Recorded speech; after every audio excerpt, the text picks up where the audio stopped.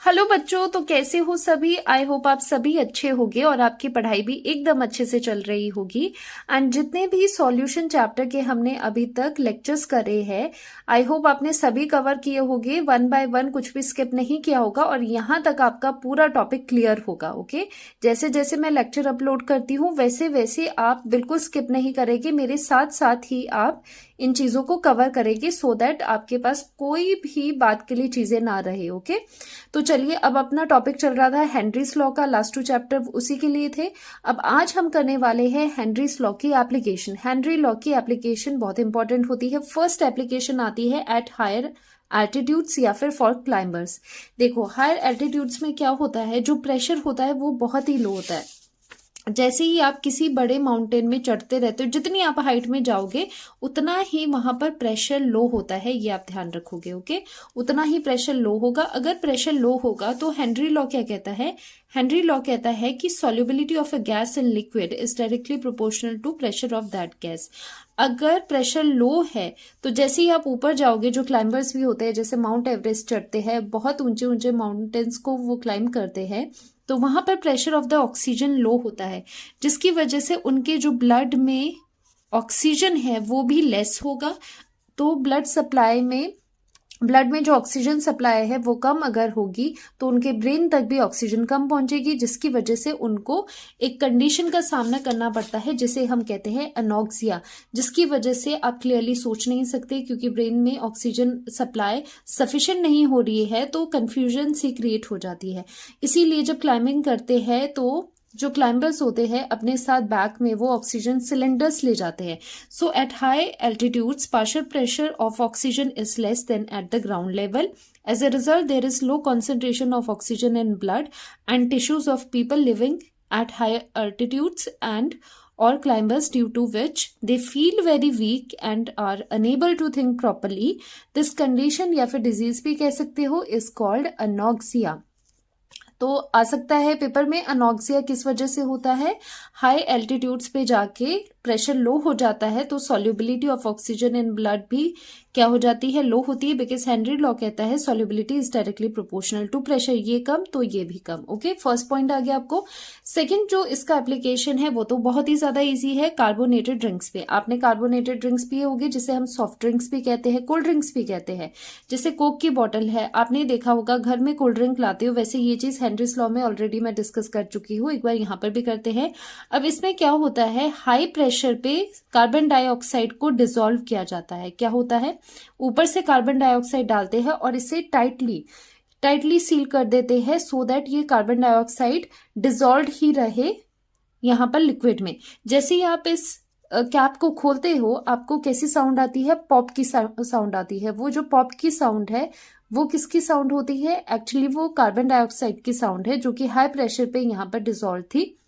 लेकिन जैसे ही आपने वो कैप खोली तो प्रेशर कम हुआ तो उसी की वो जो गैस थी एक्सेस में वो बाहर आ गई। Okay, so bottles of soft drinks और soda water are sealed under high pressure, क्योंकि हाई प्रेशर पे हेनरी लॉ से प्रेशर ज्यादा करोगे सॉल्युबिलिटी ज्यादा हो जाएगी। Solubility of the carbon dioxide increases at high pressure, when bottle is opened up pressure of carbon dioxide decreases, और आपको पॉप साउंड वहां पर नोटिस होती है, सो सॉल्युबिलिटी ऑल्सो डिक्रीजेस। वैसे भी जो कोक की बॉटल होगी, आप अगर उसी टाइम पियोगे, खोल के एकदम से पियोगे, तो उसमें वो फिजीनेस होगी, और वो फिज किसकी वजह से होता है, कार्बन डाइऑक्साइड उसमें डिसॉल्व है उस वजह से।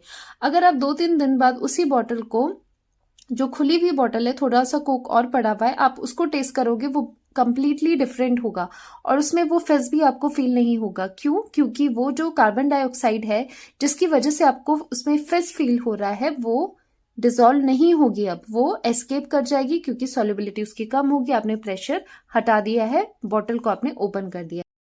Third and most important application of Henry's law is in deep sea diving, या फिर आप उसे स्कूबा डाइविंग भी कहते हो। बहुत ही इंटरेस्टिंग एक्टिविटी होती है, उसमें आपको क्या करते हैं ना, पानी के अंदर ले जाते हैं और एक्वेटिक लाइफ आप अच्छे से देख पाते हो। ठीक है, तो यहाँ पर जो स्कूबा डाइविंग में प्रॉब्लम क्या आती है, हेनरीज लॉ के हेल्प से आप उसे कैसे देख सकते हो और उसे कैसे सॉल्व कर सकते हो वो देखते हैं। पहली बात आपको ये जाननी जरूरी है कि जैसे ये माउंटेन से ऊपर जाओगे, जितना हाइट पे जाओगे उतना प्रेशर लो होगा, ये बात हमेशा आप ध्यान रखोगे। जैसे ही आप हाइट पे जाते हो, हाइट आप इंक्रीज कर रहे हो, हायर ऑल्टीट्यूड्स पे जा रहे हो तो प्रेशर लो होता है। जैसे ही नीचे आते हो, जितना आप डेप्थ में जाओगे, जितना नीचे जाओगे सी में, उतना ही प्रेशर हाई होता है। ओके, प्रेशर हाई होता है। इसका एक चीज मैं आपको बताती हूँ, प्रेशर नीचे हाई है, इसका एक इंसिडेंट हुआ था 2023 में। एक्चुअली ये इंसिडेंट हुआ था, एक सबमरीन थी, ओशन गेट टाइटन के नाम से थी। एक्चुअली वो क्या करते थे, वो नीचे जो टाइटेनिक का डेब्रीज है, उसका मलबा है, वो देखने के लिए जाते थे। ठीक है, तो उसमें कई लोग थे एज अ टूरिस्ट, वो नीचे गए देखने। तो उनका जो सबमरीन था, ठीक है, ये सबमरीन उनका बना था, वो काफी नीचे डेप्थ पे चले गए थे, बहुत ही ज्यादा नीचे डेप्थ पे वो जब गए। तो आपको पता है, जैसे आप नीचे जाते हो प्रेशर इंक्रीज होता है, तो वाटर का जो प्रेशर था नीचे, वो बहुत ज्यादा था, वेरी वेरी हाई था। तो जिस वजह से इस पे बाहर से प्रेशर लगा, तो इस सबमरीन का क्या हो गया, इम्प्लोजन हो गया। एक वर्ड है यहाँ पर, इम्प्लोजन। यहाँ पर इम्प्लोजन हुआ था। एक्सप्लोजन क्या होता है, बाहर की तरफ फटना, ये इम्प्लोजन है, ये अंदर की तरफ फटी। ठीक है, ये अंदर की तरफ ऐसे श्रिंक होके सब लोग ऑन द स्पॉट डेड हो गए, बिल्कुल ही मिली सेकेंड्स के अंदर अंदर। तो ये बहुत नीचे जाओगे, प्रेशर उतना ही इंक्रीज होगा।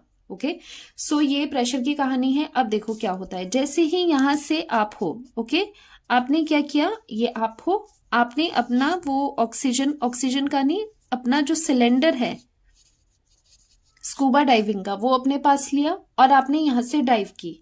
आपने यहां से नीचे डाइव की, आप डिसेंड हुए, यहां पर आए। जब आप यहां पर पहुंचे, ऊपर क्या था, ऊपर लो प्रेशर होता है। ठीक है, तो यहां पर प्रेशर क्या होगा, इसके कंपैरिजन में लो होगा। जैसे जैसे नीचे नीचे जाओगे, प्रेशर कीप्स ऑन इंक्रीजिंग, क्योंकि नीचे जाते जाते प्रेशर इंक्रीज होता है। अब आप पहुंच गए हो यहां पर। ठीक है, आप पहुंच गए हो बिल्कुल यहां पर। अब जब नीचे जाओगे, जो आपका सिलेंडर है उसमें होती है कंप्रेस्ड एयर। कंप्रेस्ड एयर का मतलब है, जैसे नॉर्मली आपके चारों तरफ एयर है, वही एयर है, लेकिन उससे हमने सिलेंडर में डालने के लिए कंप्रेस किया है, तो इसलिए कहते हैं कंप्रेस्ड एयर। तो ऑक्सीजन एंड नाइट्रोजन इस सिलेंडर में है, जो स्कूबा डाइवर के पीठ के पीछे कैरी करते हैं। जैसे नीचे जाओगे, प्रेशर नीचे हाई होगा। ओके, तो वैसे वैसे जो आपके सिलेंडर में आपके लिए सप्लाई है, ऑक्सीजन भी है, नाइट्रोजन भी है, तो वो क्या होगा, आपके ब्लड में वो बहुत ही तेजी से डिसॉल्व होगी। नीचे जाओगे, प्रेशर इंक्रीज होगा, जो सॉल्युबिलिटी है किसकी, ऑक्सीजन एंड नाइट्रोजन की इन द ब्लड, इन ब्लड, वो भी इंक्रीज होगी। तो आपके जो ब्लड में ऑक्सीजन और नाइट्रोजन है, वो बहुत ही जल्दी सॉल्युबल हो जाएगी, क्योंकि हेनरी लॉ से जितना प्रेशर इंक्रीज करोगे, सॉल्युबिलिटी उतनी इंक्रीज होगी। ये चीज होगी। अब नीचे जाने में देखो दिक्कत नहीं है, दिक्कत है ऊपर आने में। जब आप असेंड करते हो, जब एक डाइवर असेंड करता है, मतलब ऊपर सरफेस की तरफ आता है, और अगर वो बहुत ही जल्दी आ रहा है, बहुत ही स्पीड में आ रहा है, जब वो बहुत ही क्विकली ऊपर आ रहा है, तो प्रॉब्लम हो जाती है। अब क्या प्रॉब्लम होगी, जैसे ही वो ऊपर की तरफ असेंड करने लगेगा, वैसे ही ग्रेजुअली प्रेशर क्या होगा, अगर तो वो धीरे धीरे ऊपर आएगा तो धीरे धीरे ही प्रेशर डिक्रीज होगा, लेकिन अगर वो क्विकली ऊपर की तरफ असेंड कर रहा है, तो एकदम से प्रेशर डिक्रीज हो जाएगा। प्रेशर डिक्रीज होने से solubility of the gas decrease होगी। अब यहाँ पर ऑक्सीजन एंड नाइट्रोजन था, ऑक्सीजन भी डिसॉल्व था, ब्लड में नाइट्रोजन भी था, लेकिन प्रॉब्लम ज्यादा नाइट्रोजन करता है, बिकॉज जो ऑक्सीजन है वो तो वेरियस मेटाबॉलिक प्रोसेसेस को करने में यूज्ड अप हो जाता है बॉडी में, लेकिन जो नाइट्रोजन होता है वो डिसॉल्व रहता है ब्लड में। अब वो जैसे आप ऊपर ऊपर जाओगे, तो यहाँ से जो नाइट्रोजन है वो भी आउट आएगा आपके ब्लड से। जैसे ये यहाँ पर ब्लड है, या फिर वेन्स कह सकते हो, ब्लड है या फिर वेन्स कह सकते हो, यहां से नाइट्रोजन बहुत जल्दी बाहर आएगा और अंदर क्या छोड़ जाएगा, अंदर वो बबल्स बना देंगे। ठीक है, कोई चीज अगर बाहर गैस जल्दी से आ रही है, तो पीछे जो आपकी वेन्स है, कैपिलरीज है, उसमें बबल्स बन जाएंगे। अब ये जो बबल्स है ना, ये वेन्स को क्या कर देंगे, ब्लॉक कर सकते हैं, कैपिलरीज को ब्लॉक कर सकते हैं। तो इस कंडीशन को, ये जो नाइट्रोजन का डीकम्प्रेस होने से जो ये बबल्स बन रहे हैं, इस कंडीशन को, इस डिजीज को कहते हैं बेंड्स। आपकी बॉडी में क्या हो जाता है, बेंड्स फॉर्म होता है। बेंड्स क्या होते हैं, नाइट्रोजन बबल आपके वेन्स में बनना, जिसकी वजह से क्या होता है, आपको सिवियर पेन हो सकता है, आपको फिटीग हो सकती है, और खास करके इससे क्या होता है, न्यूरोलॉजिकल डिसऑर्डर्स भी आपको हो सकते हैं। कई आप सर्च करना, जरा गूगल पे सर्च करना, बेंड्स क्या होता है। बेंड्स में अगर आप पिक्चर देखोगे ना, जिनको बेंड्स हुए हैं, तो बिल्कुल बॉडी पे रैशेस जैसे पड़े हैं। कईयों की बॉडी में अगर सिवियर आपको बेंड्स पड़े हैं, तो उनकी जो मसल्स है वो भी फूली नजर आएगी। ठीक है, उसी की वजह से जो नाइट्रोजन ने पीछे बबल्स बनाए हुए हैं। ओके, तो ये चीजें होती हैं। अब इसी चीज को ओवरकम करने के लिए कि हमारे पास बेंड ना पड़े, तो आप क्या कर सकते हो, जो आपने कंटेनर लिया है, instead of oxygen and nitrogen, आप नाइट्रोजन की जगह ऑक्सीजन के साथ हीलियम ले सकते हो, क्योंकि जो हीलियम होता है वो लेस सॉल्युबल होता है at high pressure as compare to बाकी वाले। अब कई होते हैं, अगर आप डीप डाइव कर रहे हो तो ये आप ऑप्शन सिलेक्ट कर सकते हो, लेकिन एनसीईआरटी में एक और आपके पास कॉम्बिनेशन दिया है जिसमें हीलियम का परसेंटेज 11.7%। आप स्कूबा डाइवर्स अपने साथ ये कॉम्पोजिशन अपने सिलेंडर में ले जा सकते हैं। नाइट्रोजन का अमाउंट यहाँ पर 56.2%, आपको लर्न नहीं करना, जस्ट बता रही हूँ, एंड ऑक्सीजन का 32%। तो ये सब कॉम्बिनेशन ले जा सकते हैं। अब आप कहोगे अभी फिर से नाइट्रोजन ज्यादा है, लेकिन फिर भी पहले से कम है क्योंकि हीलियम यहाँ पर है। और अगर आप कहोगे कि मैम ऐसे ही क्यों नहीं कर लेते कि सब गैसेस छोड़ के नाइट्रोजन का पंगा ही खत्म हो जाएगा, सिर्फ और सिर्फ ऑक्सीजन ले जाते हैं डाइवर्स, ऐसे करते हैं, तो बच्चे ऐसा भी नहीं कर सकते। Y so? बिकॉज अगर आप प्योर ऑक्सीजन ले जाओगे उससे भी हमारे ऊपर टॉक्सिक इफेक्ट पड़ता है, इसीलिए वो कॉम्बिनेशन में ले जाना पड़ता है, इसीलिए हीलियम यूज करते हैं, लेस सॉल्युबल होती है, इफेक्ट नहीं होता है। यही चीज सब यहाँ पर है। जैसे आपने डाइव किया, ऊपर सरफेस पे लो प्रेशर है, जैसे आप डीप डाइव करते गए डीप सी में गए तो प्रेशर इंक्रीज होता गया और सॉल्युबिलिटी ऑफ द गैसेस भी इंक्रीज होती गई। जैसे ही आप ऊपर आए, अगर आप बिल्कुल क्विकली ऊपर आ जाते हो, एकदम से ऑक्सीजन क्या हो जाएगा, ऑक्सीजन जो सॉल्युबिलिटी है, प्रेशर डिक्रीज होना शुरू होगा और जो घुली हुई गैसेस है वो भी बाहर निकलनी शुरू हो जाएगी, क्योंकि उनकी सॉल्युबिलिटी भी कम है, और ये बाहर जब निकलती है तो बेंड्स बनाती है नाइट्रोजन, एंड इसी बेंड्स को डीसीएसपी कहते हैं, डिकम्प्रेशन सिकनेस। डिकम्प्रेशन का मतलब है ऊपर आते हुए डिकम्प्रेस हो रहा है, मतलब प्रेशर कम हो रहा है, जिसकी वजह से आपको सिकनेस फील हो रही है, तो बेंड्स को डीसीएसपी कहते हैं। एक बार थ्योरी पढ़ लेंगे। Deep sea divers depend upon compressed air. Compressed air मतलब ऑक्सीजन नाइट्रोजन है, for their oxygen supply. As divers descend down, जैसे नीचे जाते हैं pressure increases, due to which solubility of these gases in blood भी increase होती है by Henry's law. Oxygen is used up for various metabolic processes while nitrogen remains dissolved in the blood.